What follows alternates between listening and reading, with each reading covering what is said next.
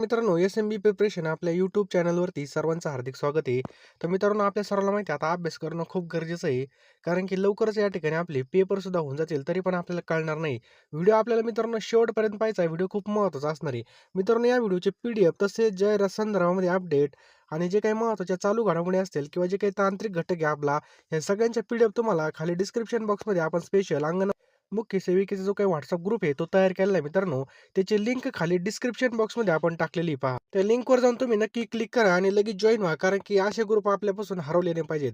Video खूप आपल्या या ठिकाणी महत्त्वाचा सुद्धा असणार आहे आणि त्याबद्दल जर बोललं तर मित्रांनो ग्रुपसुद्धा खूप महत्त्वाचा आहे पहा. त्यामुळे ग्रुप नक्की जॉइन करा. जर तुम्हाला जॉइन होता येत नसेल, तर जो काही माझा नंबर दिसतो या ठिकाणी, या नंबरला मला WhatsAppला एस-एम-एस करा. मी तुम्हाला एका मिनिटामध्ये ग्रुपला जॉइन करून घेईल. चला मित्रांनो, जास्त काही सांगत नाही. पहिला प्रश्न आहे मित्रांनो, की महाराष्ट्र भिक्षा प्रतिबंधक कायद्याच्या कलम 4 अंतर्गत राज्य सरकारने बनवलेल्या नियमानुसार अधिकृत केलेल्या कोणत्याही पोलीस अधिकाऱ्याला किंवा इतर व्यक्तीला खालीलपैकी कोणता अधिकार आहे? तर मित्रांनो, कोणता अधिकार आहे? तर लक्षात ठेवा, भीक मागताना आढळलेल्या कोणत्याही व्यक्तीला वॉरंट शिवाय अटक करू शकतं, हा या ठिकाणी अधिकारी पहा. तर मित्रांनो, कलम 4 नुसार भीक मागताना आढळून आलेल्या कोणत्याही व्यक्तीस अधिपत्र वाचून म्हणजे वॉरंट शिवाय अटक करण्याचा अधिकार कोणत्याही पोलीस अधिकाऱ्याला किंवा राज्य शासनाने नियुक्त केलेल्या व्यक्तीला आहे पहा.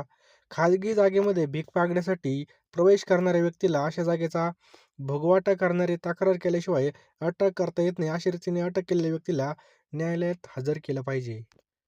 खालीलपैकी कोणाद्वारे आय-सी-डी-एस योजनेअंतर्गत अंगणवाडी केंद्रे चालवली जातात? तर मित्रांनो, या ठिकाणी जर पाहिलं तर कोणाच्याद्वारे ही चालवली जातात? त्याचं योग्य उत्तर होईल पहा ऑप्शन्स क्रमांक 1 अंगणवाडी सेविका व अंगणवाडी मदतनीस याचं बरोबर उत्तर आहे पहा. समजलं? आय-सी-डी-एस योजनेअंतर्गत अंगणवाडी केंद्रे, अंगणवाडी सेविका आणि अंगणवाडी मदतनीस यांच्याद्वारे चालवली जातात. अंगणवाडी सेविका ही स्थानिक समुदायातून निवडलेली मानद कार्यकर्ते असून ती सामाजिक बदलाची एजंट म्हणून काम करते पहा. पुढचा प्रश्न मित्रांनो, की बलात्कार पीडितांसाठी असलेल्या मनोधैर्य योजनेअंतर्गत फॉर्म स्वीकारण्यापासून ते आर्थिक मदत देण्यापर्यंतची संपूर्ण प्रक्रियेची जबाबदारी खालीलपैकी कोणत्या संस्थेला देण्यात आली आहे? तर मित्रांनो, लक्षात ठेवा जिल्हास्तरीय आणि राज्यस्तरीय कायदेशीर सेवा प्राधिकरण ऑप्शन क्रमांक 3 याचं काय पहा बरोबर उत्तर आहे. समजलं? तर मित्रांनो, सुधारित 2017 नवीन मनोधैर्य योजनेअंतर्गत अर्जाचे फॉर्म स्वीकारण्यापासून ते अर्थसहाय्य मंजुरीपर्यंत पूर्ण अधिकार हे संबंधित जिल्हा विधी सेवा प्राधिकरण किंवा राज्य विधी सेवा प्राधिकरण यांच्याकडे आहेत. ही एक सिंगल विंडो प्रणाली पहा. पुढचा प्रश्न आहे मित्रांनो, अनैतिक व्यापार प्रतिबंध कायदा 1956 अंतर्गत परिभाषित केल्याप्रमाणे अल्पवयीन म्हणजे अशी व्यक्ती जिने वयाची टिंब वर्ष पूर्ण केली आहेत परंतु 18 वर्ष पूर्ण नाहीत. तर मित्रांनो, याचं योग्य उत्तर काय होईल? ऑप्शन क्रमांक 2 16 वर्ष पूर्ण केलेले आहेत परंतु 18 वर्ष पूर्ण नाही. या ठिकाणी जर पाहिलं तर मित्रांनो, अनैतिक व्यापार प्रतिबंध कायदा 1956 मधील व्याख्येनुसार अल्पवयीन म्हणजे अशी व्यक्ती जिने वयाची 16 वर्ष पूर्ण केलेत परंतु 18 वर्ष पूर्ण केलेली नाहीत. ज्याने 16 वर्ष पूर्ण केली नाहीत अशा व्यक्ती बालक म्हणून या ठिकाणी ओळखली जाते पहा. आणि त्याच प्रकारे सज्ञान म्हणजे जिने 18 वर्ष पूर्ण केलेली आहे याला सज्ञान म्हणतात. बालक याचा अर्थ ज्याने वयाची 16 वर्ष पूर्ण केलेली नाहीत अशा व्यक्तीला या ठिकाणी बालक म्हणून ओळखलं जातं पहा. समजलं? पुढचा प्रश्न आहे मित्रांनो, बालविवाह प्रतिबंध अधिनियम 2006 मित्रांनो 2006चं कोणतं कलम आहे जिल्हा दंड अधिकाऱ्यांना बालविवाह रोखण्याचा अधिकार देतं? तर ऑप्शन क्रमांक 3 मित्रांनो कलम 13 याचं काय पहा बरोबर उत्तर आहे. लक्षात ठेवा कलम 13. तर मित्रांनो, कलम 13 नुसार बालविवाह प्रतिबंध अधिकाऱ्याच्या अर्जावरून किंवा तक्रारीवरून बालविवाह आयोजित होत असल्याचं आढळल्यास प्रथम वर्ग न्याय अधिकारी किंवा महानगर दंडाधिकारी बालविवाहास प्रतिबंध करणारा मनाई हुकूम काढू शकतात. मित्रांनो, यानुसार कायद्याची शिक्षा 2 वर्षापर्यंत असू शकेल आणि एका स्वरूपाचा कारावास किंवा 1,00,000 रुपयापर्यंत दंड या ठिकाणी असू शकतो पहा, म्हणजे आहे. आणि यामध्ये जर पाहिलं तर 21 वर्ष पुरुषाचे वय पाहिजे आणि स्त्री असेल तर 18 वर्ष कंप्लीट पाहिजे पहा. समजलं? नेक्स्ट क्वेश्चन आपल्या स्क्रीनवर आहे पहा, की बाल न्याय अधिनियमाअंतर्गत विधी संघर्षित बालकांची प्रकरणे हाताळण्याची जबाबदारी प्रामुख्याने कोणत्या प्राधिकरणाची आहे? तर मित्रांनो, कोणत्या प्राधिकरणाची आहे?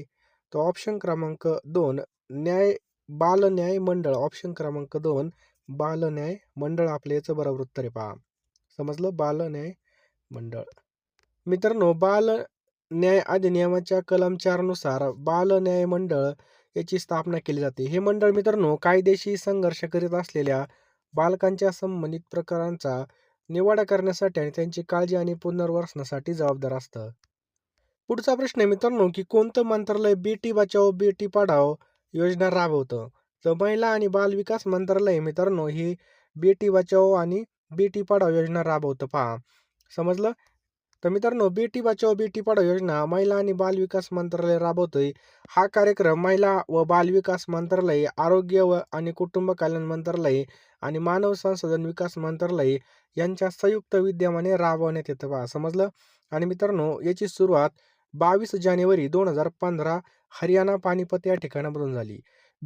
बेटी बचाओ बेटी पढाओ कार्यक्रम हा महिला आणि बाल विकास मंत्रालय, सार्वजनिक आरोग्य आणि कुटुंब कल्याण मंत्रालय तसेच मानव संसाधन विकास मंत्रालय यांच्या संयुक्त विद्यमाने राबवण्यात येत आहे. याचं उद्दिष्ट काय आहे मित्रांनो? तर लिंग निवडीस प्रतिबंध करणे, मुलीच्या शिक्षणाबाबत खात्री देणे, मुलीच्या जीवनमानाच्या सुरक्षेबद्दल खात्री देणे, मुलींचे बालविवाह थांबवणे.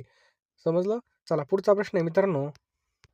बेटी बचाओ बेटी पढाओ या योजनेचं उद्दिष्ट काय आहे? मित्रांनो, या योजनेचं उद्दिष्ट काय आहे?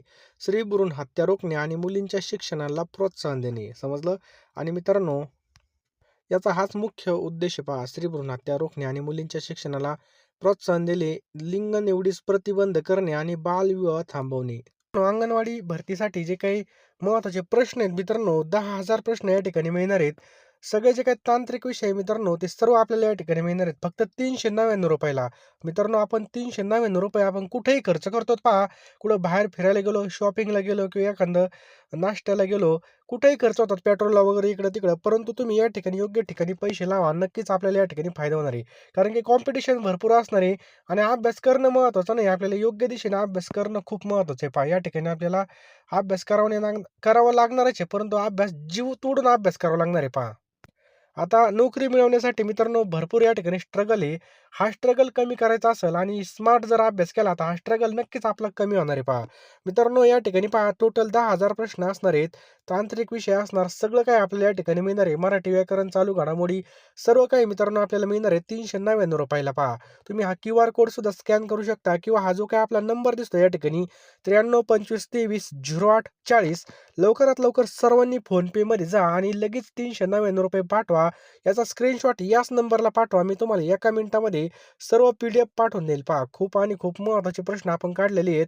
गेलेली वेळ पुन्हा येत नसते पहा. पैसा आपण कधीही कमवू शकतो, परंतु आपल्याला या ठिकाणी योग्य डायरेक्शनने अभ्यास करणं खूप महत्त्वाचं आहे पहा. त्यामुळं लवकरात लवकर सर्वांनी ह्या नोट्स घेऊन टाका. 10,000 प्रश्न आपल्याला या ठिकाणी मिळणार आहेत. सर्व विषय मिळणार आहेत आणि झालेले पेपर्स असतील, त्याचबरोबर झालेले जे काही सिलेबस आहे पहा, कोणकोणत्या परीक्षेला विचारले सगळे ॲनालिसिस करून आपण हे सगळे प्रश्न काढलेले आहेत. नक्कीच तुम्हाला याचा फायदा होणार आहे. तर लवकर फोनपेमध्ये जा, पेमेंट करा आणि लगेच स्क्रीनशॉट पाठवा. मी तुम्हाला सर्व PDF या ठिकाणी पाठवून देईल. पुढचा प्रश्न आहे मित्रांनो, की बाल न्याय म्हणजे मुलांची काळजी आणि संरक्षण अधिनियम 2015 अंतर्गत काळजी आणि संरक्षणाची गरज असलेल्या मुलांच्या नियुक्तीची जबाबदारी कोणाची आहे? तर बाल कल्याण समितीची मित्रांनो याचं उत्तर आहे पहा CWC बाल कल्याण समिती. मित्रांनो हा अधिनियम 2015च्या कलम 27 नुसार अभिरक्षेची किंवा संरक्षणाची आवश्यकता असलेल्या बालकांसाठी बाल कल्याण समितीची स्थापना केली जाते पहा. पुढचा प्रश्न आहे मित्रांनो, की राजीव गांधी राष्ट्रीय पाळणा घर योजनेअंतर्गत सामान्यपणे कोणत्या सेवा पुरवल्या जातात? तर कोणत्या सेवा या ठिकाणी? तर बघा मित्रांनो, डे डे केअर, त्याच्यानंतर बालपणीचे शिक्षण, पूरक पोषण आणि आरोग्य तपासणी मित्रांनो ह्या या ठिकाणी सेवा पुरवल्या जातात पहा. या योजनेअंतर्गत डे केअर सुविधा, पूरक पोषण आहार, आरोग्य तपासणी, लसीकरण आणि 3 ते 6 वयोगटातील मुलांसाठी शाळापूर्व आणि शिक्षण या सेवा या ठिकाणी पुरवल्या जातात पहा. पुढचा प्रश्न आहे मित्रांनो, की साधारणपणे ग्रामीण आणि शहरी भागामध्ये ICDS योजनेअंतर्गत 400 ते 800 लोकसंख्येसाठी किती अंगणवाडी केंद्रे कार्यरत आहेत? तर या ठिकाणी मित्रांनो किती अंगणवाडी केंद्रे कार्यरत आहेत? तर 600 ते 800 मध्ये मित्रांनो एक अंगणवाडी केंद्र या ठिकाणी याचं बरोबर उत्तर आहे पहा. लोकसंख्येच्या निकषानुसार 400 ते 800 लोकसंख्येसाठी एक अंगणवाडी केंद्र कार्यरत असतं पहा मित्रांनो. समजलं? एक. आणि मित्रांनो 150 ते 400 बघा 150 आणि ते 400 असेल तर एक मिनी अंगणवाडी असते. 400 ते 800 मध्ये मित्रांनो एक अंगणवाडी 800 ते 1600 किती? 800 ते 1600 मध्ये मित्रांनो किती असतात अंगणवाड्या? तर 2 अंगणवाड्या. 1600 ते 2400 मध्ये मित्रांनो असतात 3 अंगणवाड्या आणि 2400 ते 3200 मध्ये असतात 4 अंगणवाड्या. त्याचप्रकारे आदिवासी व डोंगराळ प्रदेशामध्ये 150 ते 300 पर्यंत मिनी अंगणवाडी असते आणि 300 ते 800 पर्यंत एक अंगणवाडी असते पहा. पुढचा प्रश्न आहे मित्रांनो, बलात्कार पीडितांसाठी असलेल्या मनोधैर्य योजनेअंतर्गत लैंगिक गुन्ह्यांना बळी पडलेल्या मुलांना आणि ॲसिड हल्ल्यामध्ये बळी पडलेल्या जास्तीत जास्त किती आर्थिक मदत दिली जाते? यामध्ये मित्रांनो 1,00,000 ते 10,00,000पर्यंत आर्थिक मदत या ठिकाणी दिली जाते पहा. मित्रांनो, सुधारित मनोधैर्य योजनेअंतर्गत बलात्कार किंवा ॲसिड हल्ल्याच्या गंभीर प्रकरणांमध्ये पीडितेस 10,00,000पर्यंत आर्थिक मदत दिली जाते आणि इतर घटनांमध्ये मित्रांनो ही 3,00,000पर्यंत मदत असू शकते पहा. चला पुढचा प्रश्न आहे मित्रांनो, की एकात्मिक बालविकास केंद्र बालविकास सेवा योजना कोणत्या वयोगटातील मुलांवर लक्ष केंद्रित करते? तर मित्रांनो ऑप्शन क्रमांक 2 6 वर्षापर्यंत याचं बरोबर उत्तर 0 ते 6 वर्ष. मित्रांनो एकात्मिक बालविकास सेवा याची सुरुवात 2 ऑक्टोबर 1975 झाली पहा. 2 ऑक्टोबर 1975 केंद्र शासन पुरस्कृत एकात्मिक बालविकास सेवा योजना महाराष्ट्र राज्य महिला व बालविकास विभागाच्या आधिपत्याखाली नागरी ग्रामीण आदिवासी भागामध्ये राबवली जाते. ही योजना मित्रांनो मुख्यत्वे करून बालकांच्या पोषण आणि आरोग्यविषयक दर्जामध्ये सुधारणा करण्यासाठी, त्याचप्रकारे बालमृत्यूचं प्रमाण, कुपोषणाचं प्रमाण कमी करण्याच्या दृष्टीने सन 1975-76 वर्षापासून टप्प्याटप्प्याने वाढ करून एकात्मिक बालविकास सेवा योजना प्रकल्पाच्या माध्यमामधून राबवली जाते मित्रांनो. यामध्ये 0 ते 6 वर्षाची बालके समाविष्ट आहेत. त्याचप्रकारे गर्भवती महिला, स्तनपान करणाऱ्या माता मित्रांनो यामध्ये समाविष्ट असतात. चला पुढचा प्रश्न मित्रांनो स्टार मारून लिहून ठेवा, की बेटी बचाओ बेटी पढाओ योजना कोणत्या वर्षी सुरू करण्यात आली होती? मित्रांनो बेटी बचाओ बेटी पढाओ योजना कोणत्या वर्षी सुरू करण्यात आली होती पहा. तर ऑप्शन क्रमांक 3 2015 मध्ये मित्रांनो याचं बरोबर उत्तर आहे. कधी? 2015. आणि मित्रांनो ही योजना 22 जानेवारी कधी? 22 जानेवारी 2015 हरियाणा राज्यामधील पानिपत या ठिकाणामधून चालू करण्यात आली होती पहा. हा कार्यक्रम बघा महिला आणि बाल विकास मंत्रालयातर्फे केला जातो. याचा आपण उद्दिष्ट सुरुवातीलाच पाहिले, जे काही गर्भ लिंग निदान म्हणजे लिंग निवडीस प्रतिबंध करणे, मुलींच्या शिक्षणाला खात्री देणे, मुलींचा जीवनमान सुरक्षेबद्दल खात्री देणे आणि मुलींचे बालविवाह थांबण्यासाठी मित्रांनो हे केलेलं आहे पहा. पुढचा प्रश्न आपल्या स्क्रीनवरती पहा, की पोषक पूरक योजनेचे लाभार्थी कोण आहेत? तर याचे लाभार्थी कोण आहेत? इच्छित जिल्ह्यामधील 6 महिने ते 6 वर्ष वयोगटामधील मुले, गरोदर व स्तनदा माता, 14+ किंवा 18 वर्ष वयोगटातील किशोरवयीन मुले हे याचे काय आहेत मित्रांनो? लाभार्थी आहेत पहा. 6 महिने ते 6 वर्ष वयोगटातील मुलं. समजलं? ते खालीलपैकी कोणत्या ठिकाणी प्रथमच मायोपॅथीचा पहिला रुग्ण आढळला आहे? तर मित्रांनो कोणत्या ठिकाणी आढळलेला आहे? तर लक्षात ठेवायचं आपल्याला, की पुणे या ठिकाणी ऑप्शन क्रमांक 1 पुणे या ठिकाणी पहिला रुग्ण आपल्याला पाहायला मिळालेला आहे. कोणाला भक्ती शिरोमणी संत श्री नामदेव महाराज पुरस्कार प्रदान करण्यात आला? तर मित्रांनो हा जो काही पुरस्कार आहे हा कोणाला प्रदान करण्यात आला? तर एकनाथ शिंदे याचं बरोबर उत्तर आहे पहा. पुढचा प्रश्न आहे मित्रांनो, कोनसरी पोलाद प्रकल्पाचे उद्घाटन कोणाच्या हस्ते करण्यात आलं आहे? तर देवेंद्र फडणवीस मित्रांनो यांच्या हस्ते हे करण्यात आलं पहा. महाराष्ट्र राज्यामध्ये एम.एस. स्वामीनाथन यांचा जन्मदिवस 7 ऑगस्ट म्हणून साजरा केला जाणार आहे. तर कोणता दिवस म्हणून हा साजरा केला जाणार आहे? तर शाश्वत शेती दिन. ऑप्शन क्रमांक 2 शाश्वत शेती दिन. पुढचा प्रश्न आहे मित्रांनो, की एखाद्या महानगरामधील पोलीस आयुक्त पदावर काम करणाऱ्या अधिकाऱ्याची निवड खालीलपैकी कोणामार्फत होते? तर संघ लोकसेवा आयोग. लक्षात ठेवा मित्रांनो, संघ लोकसेवा आयोगातर्फे होते पहा. भारताच्या नियंत्रक आणि महालेखापरीक्षकास किती वर्ष वयाची पूर्ण होईपर्यंत पदावर काम करता येतं? तर मित्रांनो 65 वर्ष पूर्ण होईपर्यंत या ठिकाणी पदावर काम करता येतं पहा. विश्वचषक क्रिकेट स्पर्धा सन 2023च्या स्थापनेपासून कितव्या क्रमांकाची होती? तर मित्रांनो 2023च्या स्थापनेपासून ही कितव्या क्रमांकाची होती? तर 13व्या क्रमांकाची होती मित्रांनो. कितव्या? 13व्या. पुढचा प्रश्न आहे मित्रांनो, की आंतरराष्ट्रीय पुनर्बांधणी विकास बँक म्हणजे आय-बी-आर-डी यांचं मुख्यालय कोणत्या ठिकाणी आहे? तर बीजिंगमध्ये मित्रांनो आपल्या याचं बरोबर उत्तर आहे ऑप्शन क्रमांक 2 बीजिंग. वनस्पतीच्या फुलांचं सर्वात बाहेरील अंग म्हणजे निदल ते कोणत्या रंगाचं असतं? तर मित्रांनो ते हिरव्या रंगाचं असतं पहा ऑप्शन क्रमांक 4 हिरव्या. पुढचा प्रश्न मित्रांनो, की मानवी शरीराच्या अन्नामधील कोणत्या घटकाचा वापर करून थायरॉक्सिन आणि ट्राय आयोडोथायरोजिन ही 2 संप्रेरके तयार होतात? तर मित्रांनो आयोडीन याचं योग्य उत्तर आहे पहा काय आयोडीन. खालीलपैकी कोणत्या उपकरणाद्वारे रक्तदाबाचं मापन करतात? तर मित्रांनो कोणत्या उपकरणाद्वारे रक्तदाबाचं मापन केलं जातं? तर स्पिग्नोमीटर लक्षात ठेवा. स्पिग्नोमोनोमीटर याचं योग्य उत्तर आहे पहा. वॉटर गॅसच्या रेणूमध्ये कोणत्या वायूचं मिश्रण नसतं? तर मित्रांनो वॉटर गॅसच्या रेणूमध्ये कोणत्या वायूचे मिश्रण नसतं? तो ऑप्शन क्रमांक 1 हेलियम. लक्षात ठेवा मित्रांनो हेलियम. खालीलपैकी कोणते गुणधर्म चुंबकाचे आहेत? तर मित्रांनो कोणते गुणधर्म आहेत? तर आकर्षणाचा गुणधर्म, त्याच्यानंतर दिशात्मकतेचा गुणधर्म आणि प्रतिआकर्षणाचा गुणधर्म म्हणजे ऑप्शन क्रमांक 4 हे सगळे गुणधर्म मित्रांनो काय आहेत पहा चुंबकाचे आहेत. पुढचा प्रश्न आहे मित्रांनो, बंगालच्या फाळणीची मूळ संकल्पना कोणी मांडली होती? तर बंगालच्या फाळणीची मूळ संकल्पना ही कोणी मांडली? तर सर विल्यम वार्ड. ऑप्शन क्रमांक 2 आपलं याचं बरोबर उत्तर आहे पहा. Sir William ward. गोलमेज परिषदेमध्ये कायदेमंडळामधील जागाबाबत एकमत न झाल्याने जातीय निवाडा हा कोणी घोषित केला? तर मित्रांनो जातीय निवाडा हा रॅमसे मॅकडोनाल्ड यांनी घोषित केला पहा. चला पुढचा प्रश्न आहे, चंपारण्यमधील शेतकऱ्यांचा लढा कशाशी संबंधित होता? तर नीळ उत्पादनाशी संबंधित होता पहा लक्षात ठेवा नीळ उत्पादन. नेक्स्ट आहे पहा, उपराष्ट्रपती यांना पद आणि गोपनीयतेची शपथ कोण देतात? तर मित्रांनो कोण देतात? तो ऑप्शन क्रमांक 1 राष्ट्रपती.